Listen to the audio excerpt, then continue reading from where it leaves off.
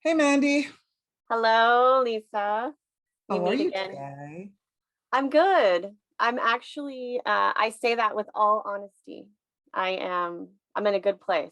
You're in a good place. That's I am. awesome. Are you enjoying the rain we're getting here in Austin? No. No? How come? How come you're not enjoying the I rain? I love being outside and I Ah, love the sun and I do appreciate some rainy days, yes. but not a lot. So yesterday being Sunday and it raining, well, that was a bummer for you? It was, but you know what we did? The sun broke through in the afternoon Yes. and we got outside as soon as possible and we went swimming and we just made the most of it. Even if it was brief, it was still, and my daughter and Yeah. I sat in the sun and played Uno and it was amazing. Oh, that's awesome. That's so we're on a different place on the spectrum with Hmm. enjoying or embracing the rain. So I was dancing a jig in my kitchen yesterday morning in the rain. I'm like, yeah, yeah, because you know me and my gardening, right? And so things are looking amazing and they look even more amazing when it rains. So I'm always excited about a little rain coming down and at the same time secretly praying, don't let it be too much because Oh then yeah. that's an overkill. So the rain's coming down and it's looking good outside. And then, as you said, the sun came out. So I could go up top and take care of my little babies, my squash and Your tomatoes babies. and all things veggie. Yeah. And they love the rain. Yeah. So what are we going to talk about today? We are going to, we hinted at this in our first episode. We talked a Yes. little bit about burnout, and I had a wonderful conversation with my cousin last night via text about how she is feeling now. She's a nurse in College Station, Texas. Actually, Mhm. she's in Bryan, which is near College Station. And she was saying how she has a team of over 100 nurses and they're in a tough spot right now Mhm. with burnout and with where they are now after the year they just had. Mhm. Mhm. So that's what I'm excited for us to talk about this. I'm also a little nervous because I mean, for both of us, it hits so close to home. I Yes. told you this morning I was good today, but tomorrow could be, Yeah. yeah, a burnout day. And sometimes we're good moment by moment, right? Hmm. Sometimes we're feeling good in the morning and we're on top of the world getting stuff done. And by the end of the day, it's like, leave me alone, whatever is going on. I'm tired, that sort of thing, So, and I'll share this for our audience because they're just getting to know us. And, my work is I spend my days with leaders and teams all over the world doing their work, trying to do their best as individuals and as teams to get their work done, to be productive, to be engaged, to be successful in what they do. And the whole burnout thing is coming up a lot. And what we're noticing, and I know you're seeing the same thing as well, is we're seeing a range of stuff. And Hmm. sometimes we're even calling things burnout that might not be burnout, right? Because sometimes we're just overwhelmed and stressed. And that's what I was going to ask you. I feel like we need to define burnout Yes, because yes, it's being tossed around. And like yes, I just said, it could change in the moment, but is it even something that changes in the moment or is it yes. prolonged? Yes, that's a good question. So we've got to define a few things as we're defining burnout.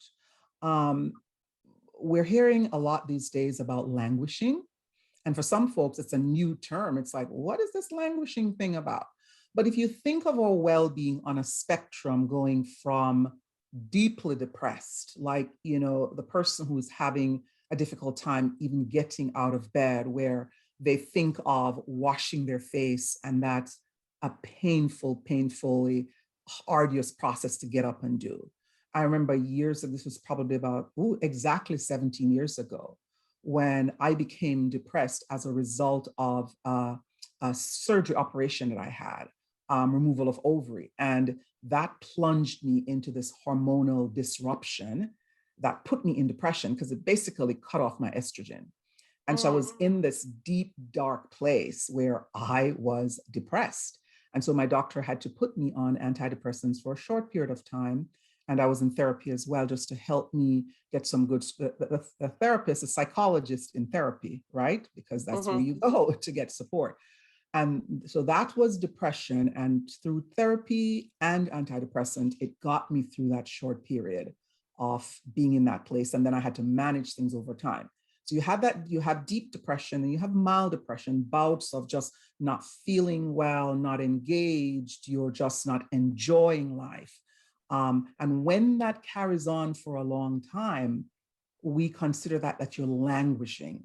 So again, we're starting over here with depression, deep depression, mild depression, the mild depression that's going on for a lengthy period of time, a feeling of blah, some people call it. You can't put your finger on it. You're lethargic. You might be cynical about stuff. You might be sharp-tempered and snapping at folks. But that's somewhere in the middle. And a lot of folks are there right now. At the end of that is flourishing on the other end of the spectrum, which is where we all want to be, right? Mm-hmm. That's not been easy for most of us during COVID. No.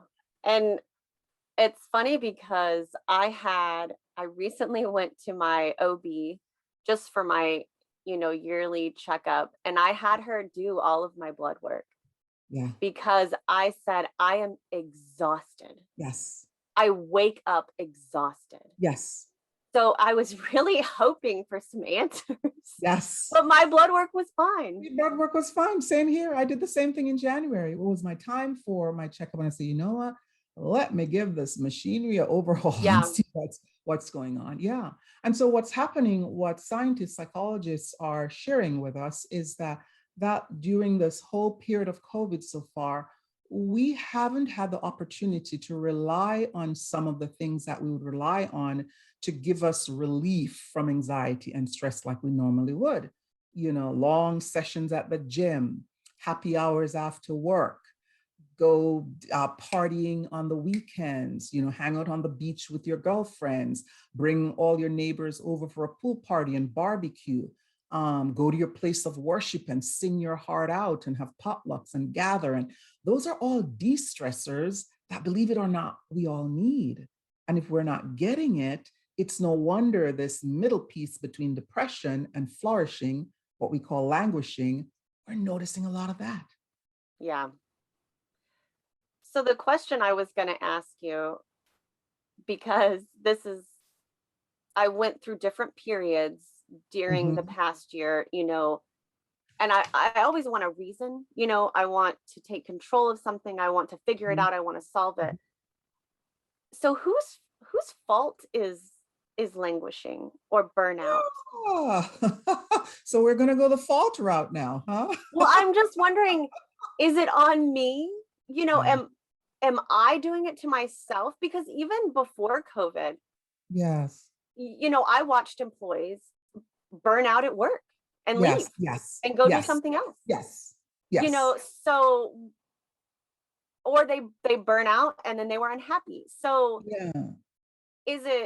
was it COVID's fault? Was it my fault for how I managed COVID? Mm-hmm. Mm-hmm.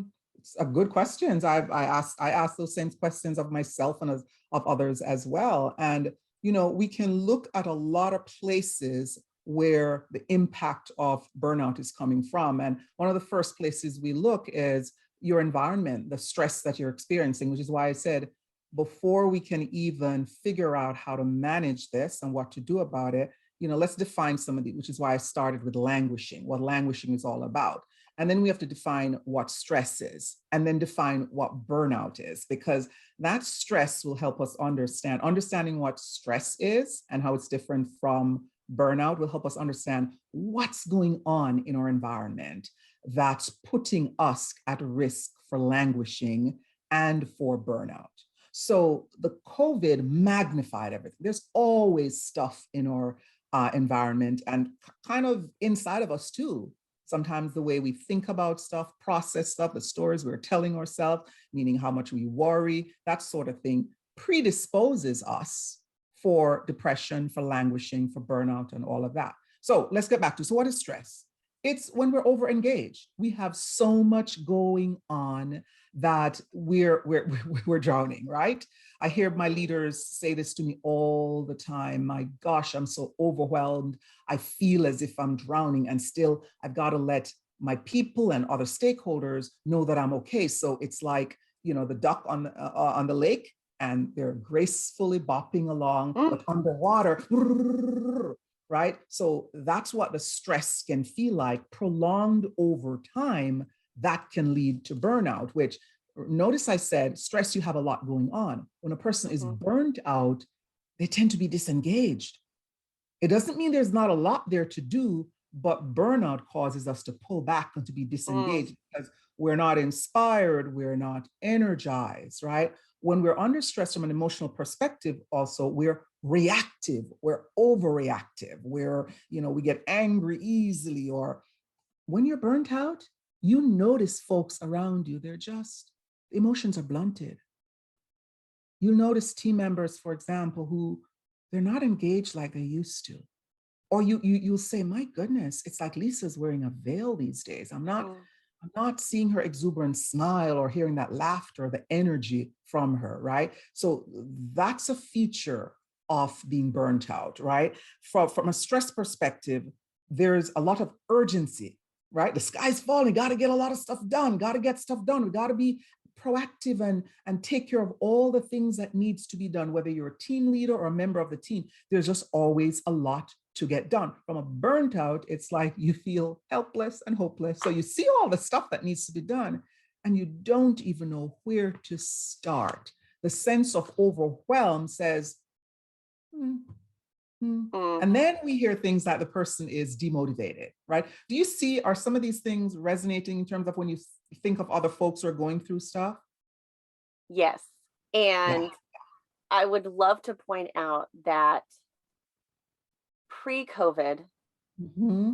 I was definitely of the mindset that, and I still have this, don't get me wrong, the Mm-hmm. more stressed out I am, Yes.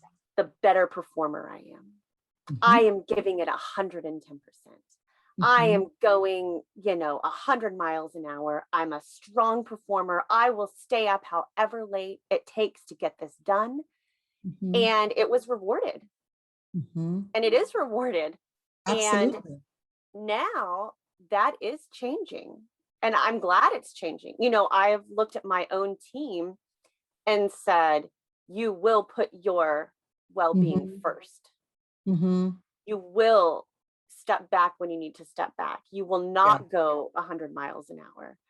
And Yes. that is a huge flip for me Yes. Yeah. So because what? I equate stress to good sometimes. Mm, okay.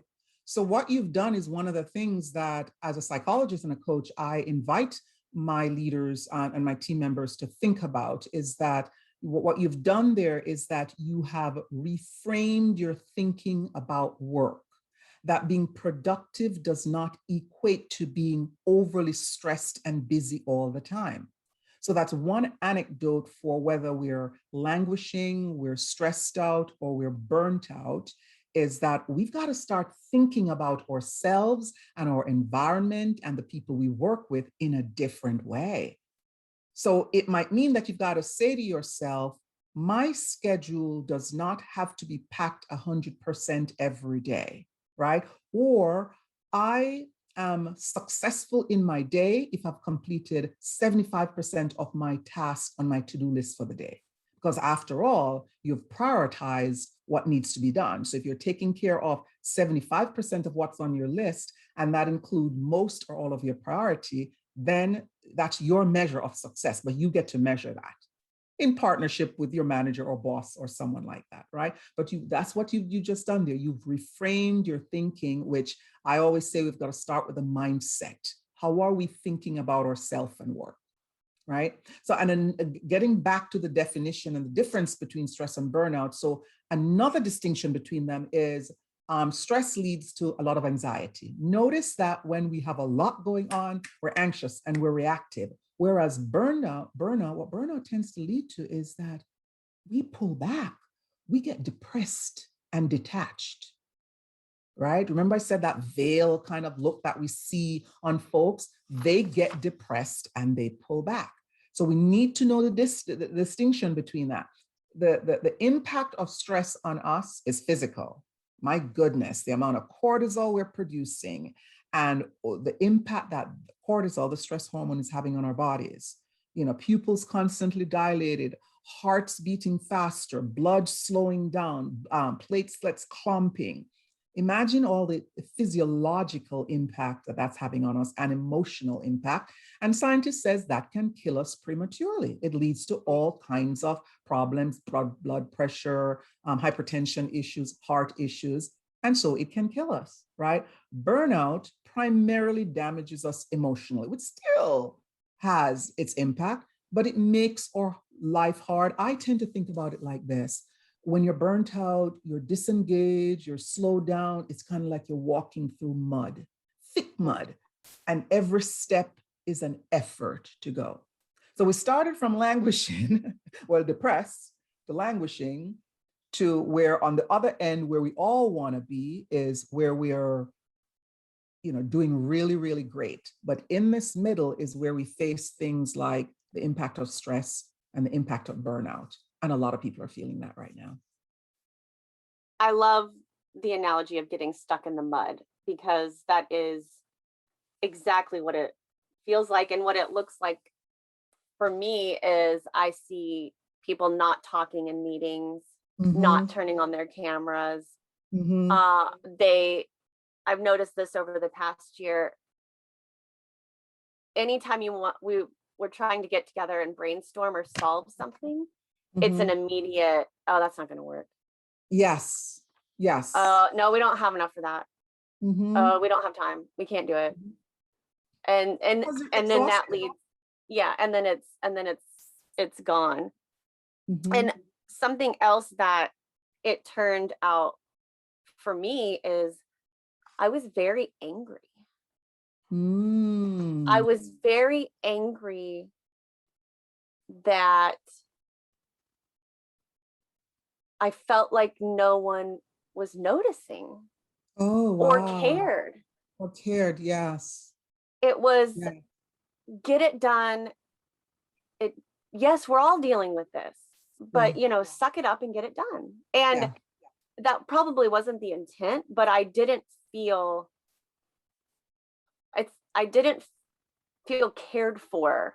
And I just wanted someone to say, I'm so sorry you're going through this, but not just say it, but also implement some other tools for people.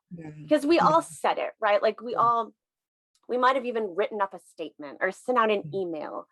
And the same thing happened with a lot of diversity, equity, and inclusion this year. We all wrote up something, but I wanted to see some actions being taken. Yeah.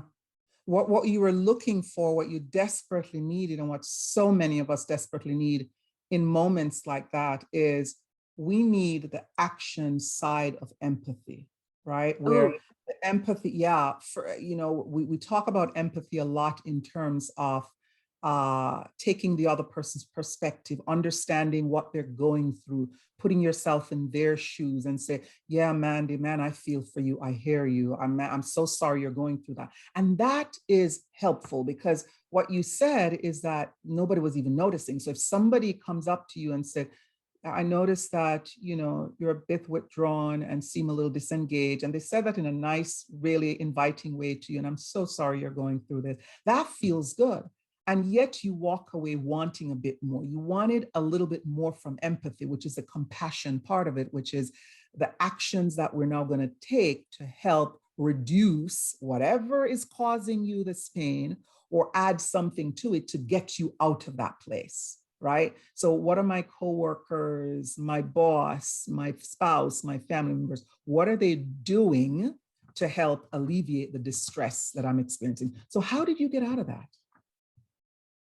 That's a great question. And that leads us to where I know we wanted to go with this, is we don't want to leave everyone listening stuck in the mud. So I have two things I did. And one of them I consider to be healthy. And I hope you tell me that it was a healthy way to do it. And then the other, I'm going to list off some things that I know were probably not healthy or productive at all. And you can, this is judgment free. So I can tell on your face if you're like, ooh, Mandy, that was the wrong move, but I understand. Start with the things I did that probably didn't help, but felt like they did in the moment. And I even made a list of these to share. Okay. Okay. So what did you do? So alcohol, food, shopping. And I wrote these things. Those were probably the top 3 things I did because I justified it by saying, I went through something really rough today. What's my reward? Yeah. And I also went to things I could control. So I know those were things that I did thinking they would solve the problem for me, or I considered them rewards. So how did they do? I would say they only delayed the problem.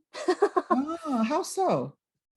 So even if I would have a margarita, or I would go on Nordstrom Rack online and buy something, or get stressed out and order Torchy's. Torchy's is a place here in Austin that has the best queso and tacos.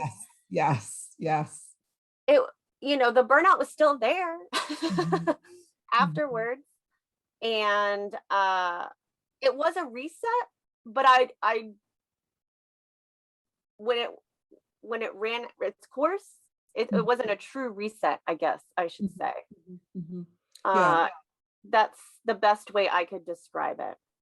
Yeah. So for the moment, it gave you some sort of feeling of maybe pleasure or distraction or something like that, It right? was definitely distraction. Yes. It was a beautiful distraction. And I would hope the queso gave you pleasure as well. Your wine definitely. So good. So it's hitting those dopamine receptors and making you feel good. And so for the moment, it feels good. So that's a relief. But as you said, the thing is that it doesn't last long. And so you need more, which is why, last year, so many of us overate, myself included. I was shocked and surprised come January 2021 how much weight I had gained in 2020. So I had to start this journey. I mean, I've taken off 20 pounds since January. So that was all. And it wasn't like, I didn't seem like I was that overweight or anything, but clothes were beginning to feel a bit snug, because girlfriend, I'm close to my kitchen and my pantry. Yeah. Right? And I was baking every Friday evening. That wasn't a normal thing for me, but you're home, you're stressed, you can't go anywhere. So bring on the bacon. So the scones and the muffins and the whatever, those were, but they don't really take care of things long term. So what are some of the things that we can do to help get us out of that place of languishing or feeling so overly stressed, or being in that place of burnout? So some of the remedies, they've got to be stuff that's going to change things for us long term. So one of them that you mentioned earlier, though, was the way you reframed or came up with a different way of thinking about your work environment. Remember what you said about that? I do. That I shifted my thinking of stress. Yeah. And it being, I formerly thought it was a very good thing and a very positive thing and proof that I was valuable. Right. And so once we make that reframe, then we follow up, because that's the thinking now, the mindset has shifted. And to put that into action, we then need to change some stuff around us. So that might mean you need to put some new boundaries in place about work time and how much you're doing. You may need to reset expectations from colleagues and coworkers, clients, customers, whatever. If folks expect that Mandy's always at it and she will respond to an email at 1:05 a.m., then you're like, no, I don't do that anymore. So you're putting those boundaries in place, you're shifting the expectation, by reframing your thinking around work. And what that does is it quickly lets you see some of the things that you're in control of and some of the things that you're not in control of. And the truth is, you're more in control of your schedule and the expectations around you, so am I, than we really think, right? Now, if we love this notion of I've got to be busy all the time, then that leaves us open to what you were experiencing earlier. And I've fallen in that trap myself. So that's number one, reframing how we think about work and shifting our mindset. Another good strategy that'll help us with this is prioritizing like crazy. Even if the sky is falling, we don't have to catch everything that's falling from the sky, right? Everything that's falling from the sky. What was that look? What was that look? That's hard. What did that? I know. And so I say to my leaders, listen, you have to be open to radical prioritization, and you have got to coach your team members to adopt the same principle, radical prioritization. Figure out what's priority, when is it a priority, what kind of priority is it? Is it a health priority? Is it a financial priority? When COVID hit, that was a health priority. So companies had to quickly shift into gear to get their people set up at home to work from home. That was a health priority. Then the financial priority kicked in because it shifted so much for so many. And so we've got to figure out what is some of those financial stuff that we need to take care of ASAP and what can be pushed out further. So prioritizing becomes essential. That's the way to set you up to order things carefully, to reduce the sense of you're out of control and everything has to be done right now, right? And then, another one that has long-term benefits for whether it's burnout or languishing is reducing your exposure to stressors. What are some of the things that are really stressing us? So when we have, for example, a really rough day at work, and then we're so tired, we plop ourselves under the television and we're on TV, on the crazy news cycle and stuff is just, we're fried already from the day's work, right? And now we have our hand on the cortisol pump.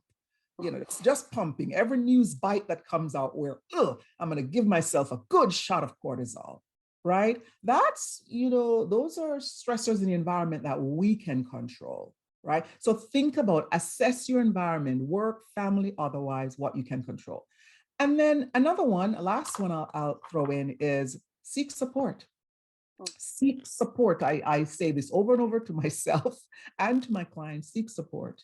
Whether it's your mentor, your coach, your boss, a friend who will listen and guide, a therapist, a family member, seek support so we can talk through and process. This is one of the most helpful ways. I've been coaching doctors on the front line through the pandemic, and sometimes they don't even need to hear from me. They just want to share their story, what they're going through, what the experience has been.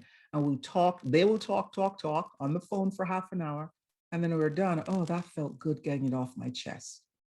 Just a relief from that. So seek support. What's coming? I see your mind like it's working. What are you thinking? Well, I told you I did have one healthy coping mechanism aside from the alcohol, shopping, and food. And I wrote down, and it's exactly that. It was processing.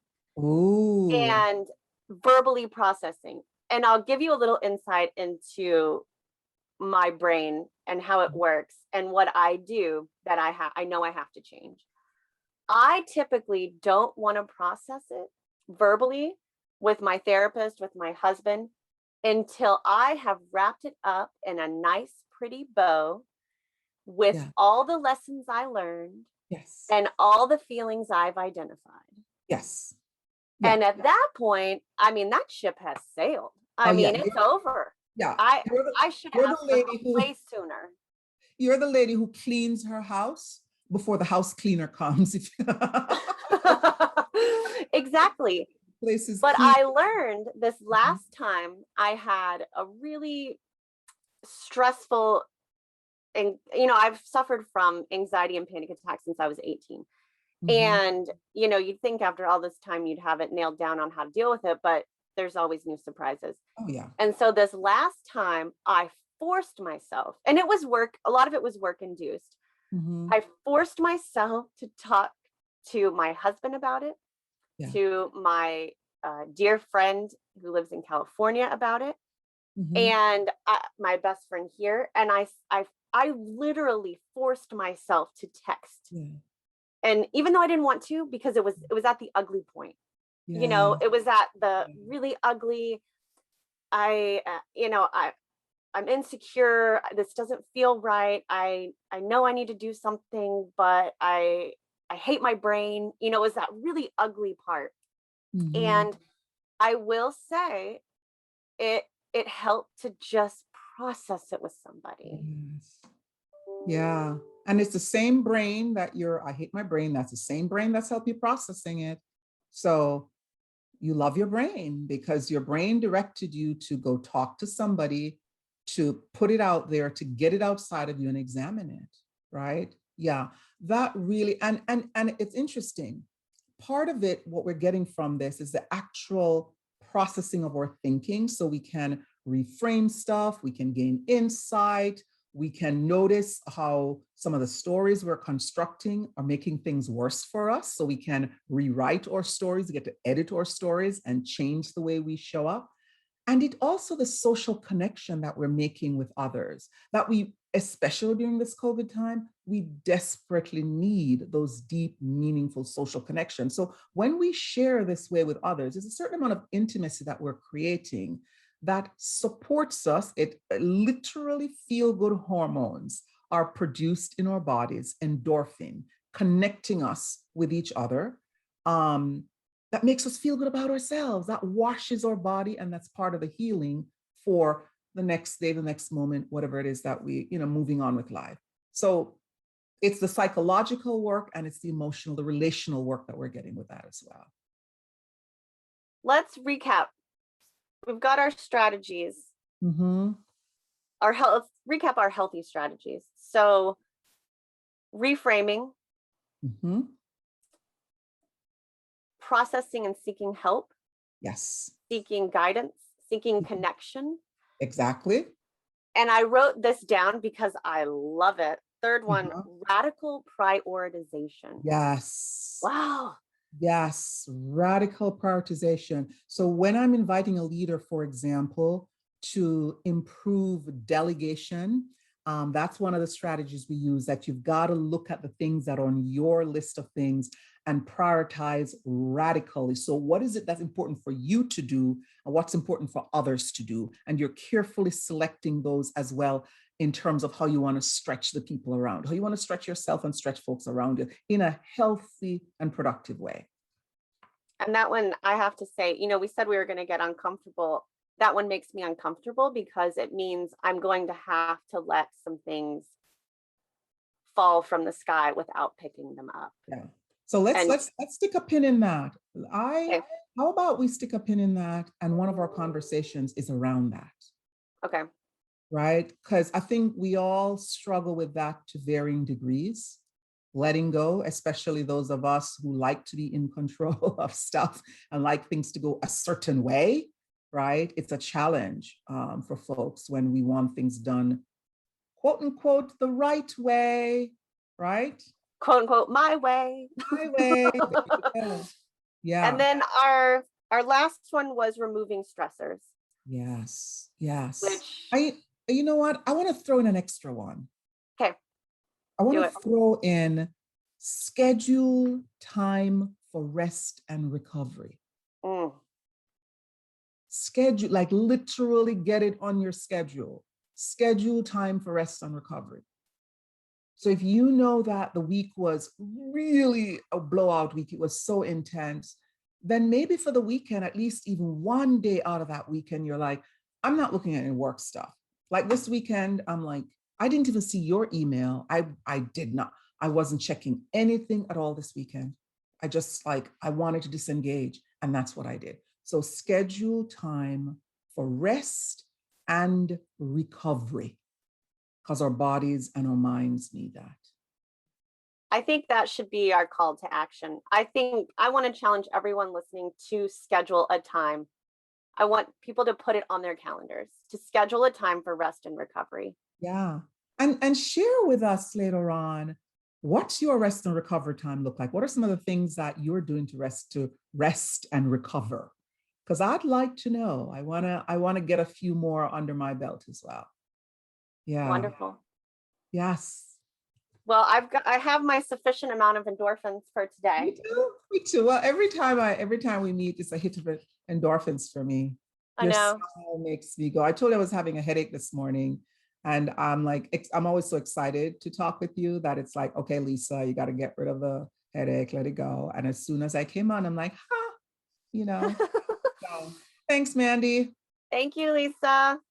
Until next time, you can find us on Apple Podcasts, Google Play, and Spotify, or wherever you listen to your podcast. Thank you so much for listening today. Bye, everybody. Talk to you next time.